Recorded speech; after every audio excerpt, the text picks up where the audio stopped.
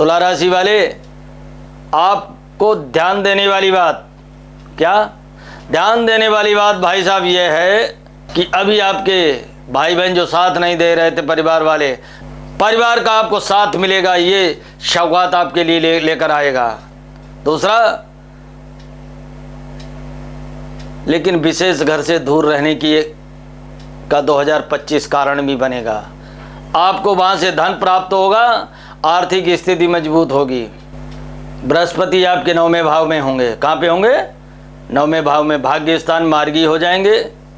तो तुला राशि, जो आपकी मानसिकता अभी तक विभ्रम थी, वो पूरी 2025 में होने वाली है। 2025 में नई नई योजनाओं का सृजन होगा और जो परेशानी, विवादों और संवादों में आपने गुजारी हैं, जो आपके कार्य पेंडिंग पड़े रहे, उन कार्यों में प्रगति होगी, कार्य आपके संपन्न होंगे। शारीरिक परेशानी अगर आपको रही है तो 2025 प्रारंभिक 3 महीने के बाद आपको 100% ठीक करेगा। आपका जो कोई भी रोग है वो आपका संपन्न। ध्यान देने वाली बात है तुला राशि वाले, आयुर्वेद के सिद्धांत को अपनाइएगा, अध्यात्म के सिद्धांत को अपनाइएगा, लेकिन इसमें नकारात्मक ऊर्जा का प्रयोग नहीं कीजिएगा।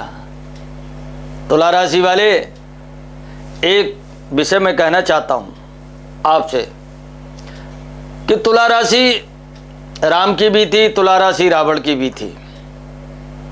अब आप कहेंगे कि राम और रावण दोनों एक कैसे हो गए? हाँ, मैंने ब्रह्मांड की उत्पत्ति सकारात्मक नकारात्मक जो शक्ति है, जो ऊर्जा है, उसके द्वारा होती है। उद्देश्य दोनों का एक ही होता है। राम का उद्देश्य था, क्या था? अवतार लेकर रावण का अंत करना, यही तो था। और रावण का उद्देश्य उसे स्थापित किया गया था। रावण का उद्देश्य था मरूं तो जरूर लेकिन मोक्ष को प्राप्त हो जाऊं।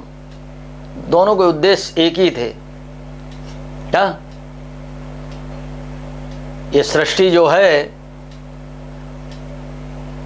इसीलिए तो कहते हैं ज्योतिष मजहब जाति से ऊपर है। इसमें न कोई मजहब है न जाति है।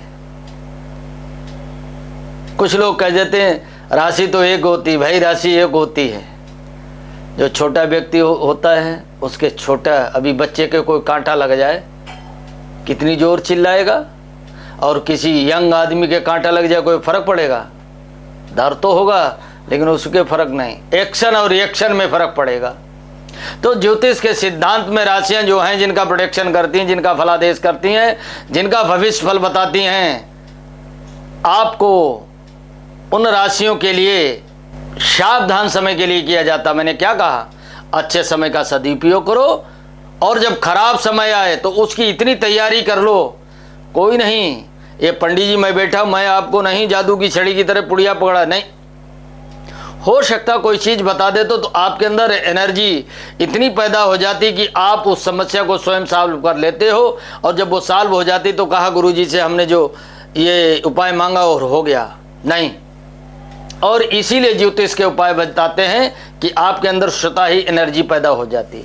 तो तुला राशि वाले जात को जो समस्याएं आपकी थी 2025 में सब खत्म होने वाली हैं। आपको निजात मिलने वाली है, और एक नया सूर्य आपके जीवन में उदित होगा, और उदित सूर्य आपके जीवन के अंतिम क्षणों तक उजाला ही उजाला, यानी आपके लिए 2025 एक इतिहास ही होगा। धन्यवाद। कुछ लोग प्रश्न कर देते हैं कि आखिर ये ज्योतिष सही है या गलत,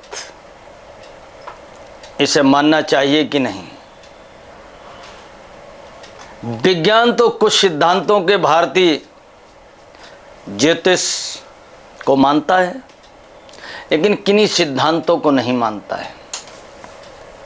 ज्योतिष यूरोप के सभी देश, अरब, मिस्र, बल्कि मिस्र की सभ्यता में भी ज्योतिष को माना जाता है।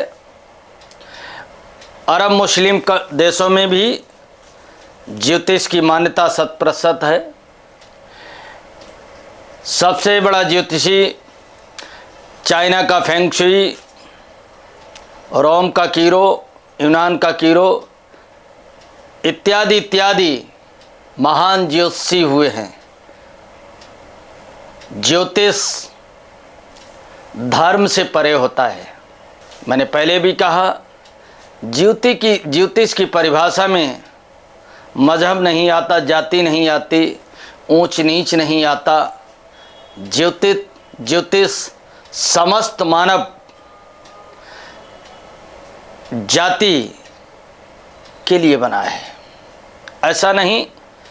और ज्योतिष में अमीरी और गरीबी भी नहीं। हाँ, एक सिद्धांत है ज्योतिष का कि ज्योतिष जिसके पास कुछ भी नहीं, फक्कड़ है और योगी है, जिसने ईश्वर संसार को ब्रह्म सत्यम जगत मिथ्या, इस संसारिक छल प्रपंची माया से जो व्यक्ति दूर कंदराओं और गुफाओं में रह रहा है, हाँ ये तो है, उसे भी प्रभावित तो उसकी साधना के लिए करता है। कभी कभी तो साधक बन जाता है, कभी साधना उसकी पूरी नहीं होती है, कभी तो वो मोक्ष या स्वर्ग की प्राप्ति, भगवत प्राप्ति कर लेता है, लेकिन कभी नहीं भी।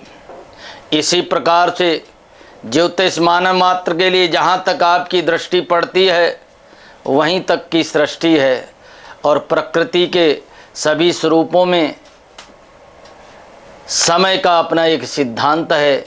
जहाँ गति है वहीं समय है, और जब समय छोटा पड़ जाता है और गति की स्पीड बढ़ जाती है तो वो दिव्यम ददात यानी लाइट की स्पीड या प्रकाश की गति कहलाती है। और प्रकाश की गति में जो व्यक्ति चलने लगता है फिर उसे समय की सीमाओं में नहीं बांधा जा सकता, समय छोटा पड़ जाता है। लेकिन इस भूतल पर रहने वाले प्राणियों के लिए गति को क्रॉस करना नामुमकिन है, अर्थात समय बड़ा पड़ जाता है, और जब समय बड़ा पड़ जाता है तो समय से आदमी बड़े परेशान हो जाता है। समय एक ऐसा सिद्धांत है, जिन जिन पर समय पड़ा, राजा से रंक बना दिया, रंक से राजा बना दिया। तब आवश्यकता मनुष्य ने खोज की ज्योतिष की। ज्योतिष मनुष्य जीवन में जो लोग अपने जीवन में सफलतम कार्यों में करने में सफल रहे हैं या महान बनने में सफल रहे, उसमें ज्योतिष का भी अपना सिद्धांत रहा। रावण से लेकर के, राम से लेकर के कृष्ण, गांधी और गौतम, ये सब लोग अपने जीवन में ज्योतिष के सिद्धांतों को पाते चले आ रहे हैं। आज भी विकसित दुनिया के ये सत्य है कि मनुष्य ने ज्ञान की खोज की, विज्ञान की खोज की, परिश्रम और प्रयास किए, संसाधन जुटाए, विकसित भारत बना, विकसित दुनिया बनी, लेकिन उसमें ज्योतिष का भी अपना एक सिद्धांत है। तो आओ चलते हैं। सीताराम गुणग्राम पुण्यारेण विहारिणो वंदे विशुद्ध विज्ञानो कवीश्वर कपीशुरो उद्भवस्ति संहार कारणीं क्लेशहारिणीं सर्वश्रेष्ठीं सीतां न त्वं राम वल्लभां यन्माया विश्ववर्तिमखिलं ब्रह्मादि देवासुरा यद सत्त्वादमृतैव भाति सकलं रज्जौ यथा हेर्ब्रह्मा करचरण कृतं वा काय जन्म कर्म जम्बा श्रवण नयन जम्बा मानसं वा पराधम बहितं वा श्रवण में तक्षमस्व। जय जय करुणाब्दे श्री महादेव शंभो। धन्यवाद।